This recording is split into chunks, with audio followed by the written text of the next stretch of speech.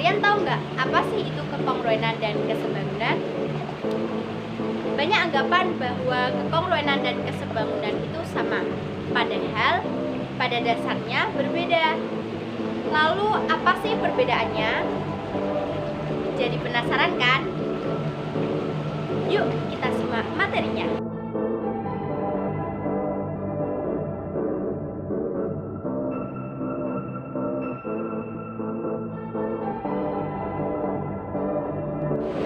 Assalamualaikum teman-teman, ketemu lagi dengan Kak Vina.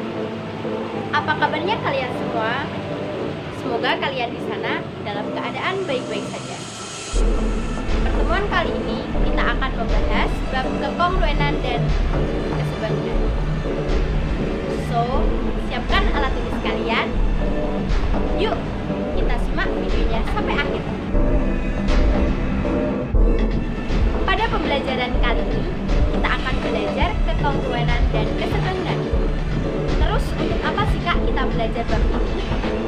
Jadi, tujuan pembelajaran kita kali ini yaitu agar teman-teman mengetahui yang pertama, definisi kekongruenan. Yang kedua, mengetahui syarat-syarat kekongruenan. Yang ketiga, dapat menyelesaikan soal-soal kekongruenan. Yang keempat, mengetahui kekongruenan dua segitiga. Yang kelima, dapat menyelesaikan soal kekongruenan dua segitiga. Yang keenam, mengetahui definisi kesebangunan. Yang ketujuh, mengetahui syarat-syarat kesebangunan. Yang kedelapan, dapat menyelesaikan soal-soal kesebangunan. Yang kesembilan, menyebutkan syarat-syarat kesebangunan dua segitiga. Yang terakhir, yaitu yang ke-10, adalah menyelesaikan soal-soal kesebangunan dua segitiga. Ada 4 pembahasan yang akan kita bahas. Yang pertama adalah kekongruenan bangun datar. Yang kedua adalah kekongruenan dua segitiga. Yang ketiga adalah kesebangunan bangun datar. Dan yang terakhir adalah kesebangunan dua segitiga.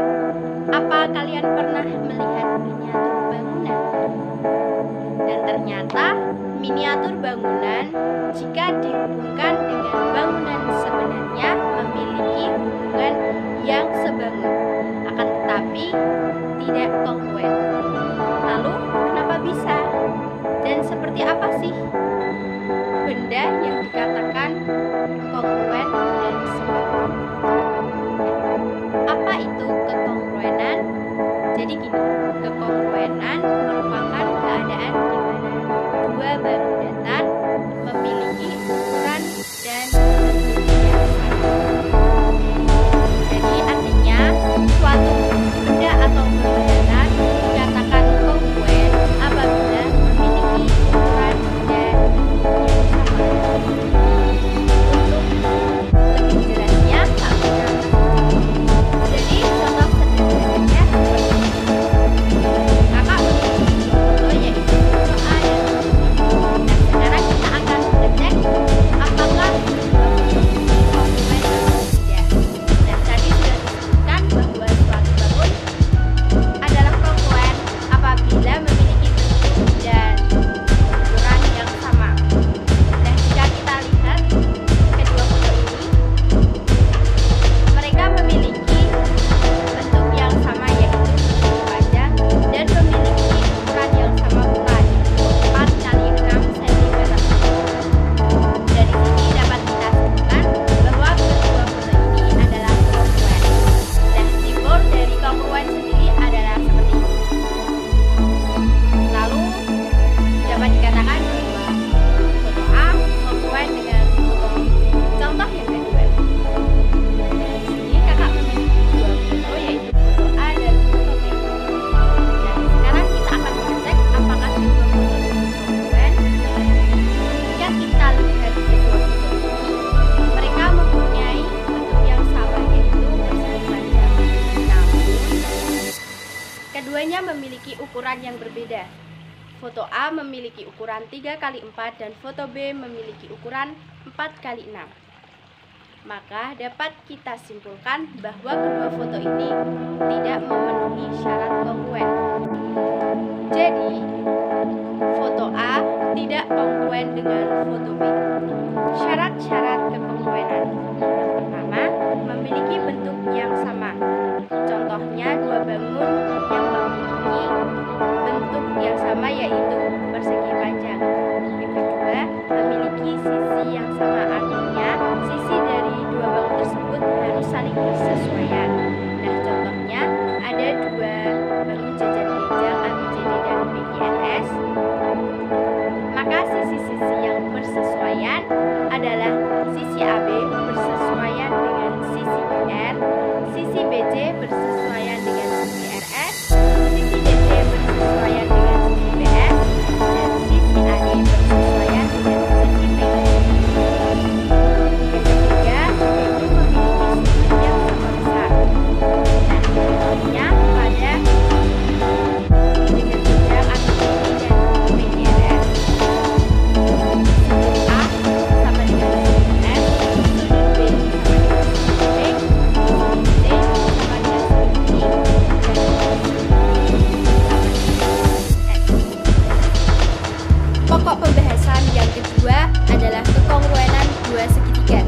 Nah, khusus untuk kekongruenan dalam segitiga, kita cukup memenuhi satu dari ketiga kondisi berikut ini. Yang pertama adalah ketiga sisinya sama panjang. Lalu yang kedua adalah ketika dua sisi dan satu sudut yang diambilnya sama. Lalu yang terakhir itu adalah ketika kedua sudut dan satu sisi yang menghubungkannya itu juga sama. Oke, untuk lebih paham lagi mengenai materi berikut ini, kita terapkan pada contoh soal. Contoh soal. Perhatikan gambar di bawah ini. Segitiga ABD kongruen dengan segitiga BAC karena memenuhi syarat yaitu A. Sisi sudut sisi, B. Sisi sisi, C. Sisi sudut, D. Sudut sisi. Kedua segitiga memiliki satu pasang sudut yang sama besar, yaitu sudut BAD dan sudut ABC.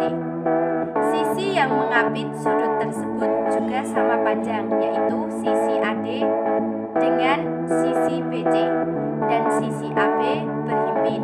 Jadi, kedua segitiga kongruen karena memenuhi syarat sisi sudut sisi. Posisi sudut di tengah karena sudut yang sama besar itu diapit oleh sisi yang sama panjang. Maka jawabannya adalah A. Sampai sini apakah sudah paham? Kalau sudah paham, kita lanjut ke materi selanjutnya. Pokok pembahasan yang ketiga adalah kesebangunan. Nah, apa sih itu kesebangunan? Jadi kesebangunan adalah di mana dua bangun memiliki bentuk yang sama. Nah, artinya suatu bangun dikatakan sebangun apabila memiliki bentuk yang sama. Berbeda halnya dengan kekongruenan yang harus memiliki ukuran dan bentuk yang sama, sedangkan kesebangunan hanya memiliki bentuk yang sama tapi ukurannya boleh berbeda. Syarat kesebangunan. Dua bangun dikatakan sebangun apabila memenuhi dua syarat sebagai berikut. Yang pertama adalah memiliki sudut-sudut yang sama besar. Yang kedua, sisi-sisi yang bersesuaian memiliki perbandingan yang sama. Berbeda halnya dengan kekongruenan yang sisi-sisi yang bersesuaiannya harus sama panjang. Gambar dua figura tersebut. Figura ABCD memiliki perbandingan AB per BC adalah 36:24 yang disederhanakan menjadi 3:2. Sedangkan figura PQRS memiliki perbandingan PQ per RS yang disederhanakan menjadi 3/2. Jadi, dua figura ini memiliki sisi-sisi yang bersesuaian dan memiliki perbandingan sisi-sisi yang sama yaitu 3/2. Contoh soal. Gambar di bawah ini menunjukkan dua buah persegi panjang yang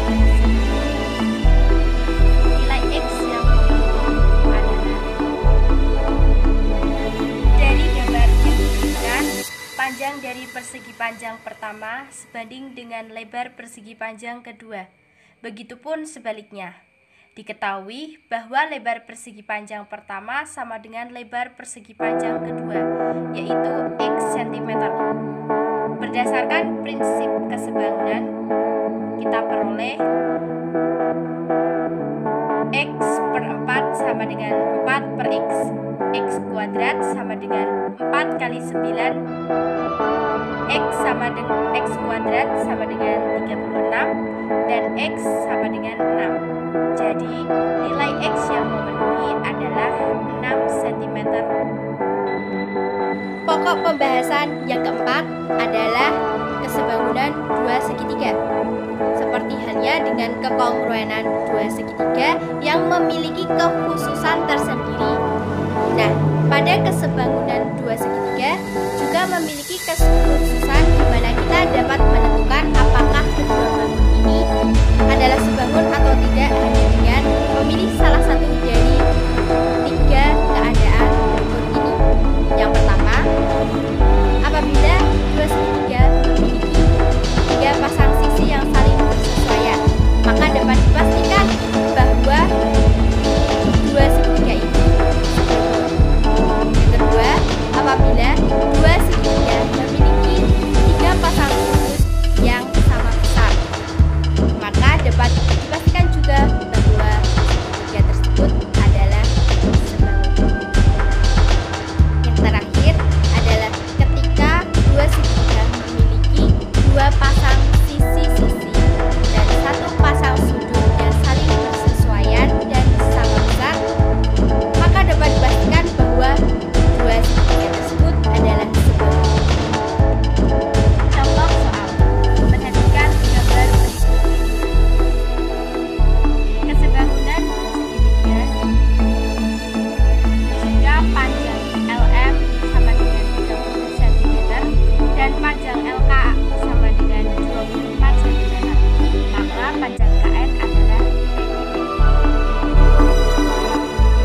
Nah, karena sudut KNP dan sudut PNL berlurus, maka besar sudut PNL sama dengan 180 derajat dikurangi sudut KNP sama dengan 180 derajat min 105 sama dengan 75 derajat Celcius.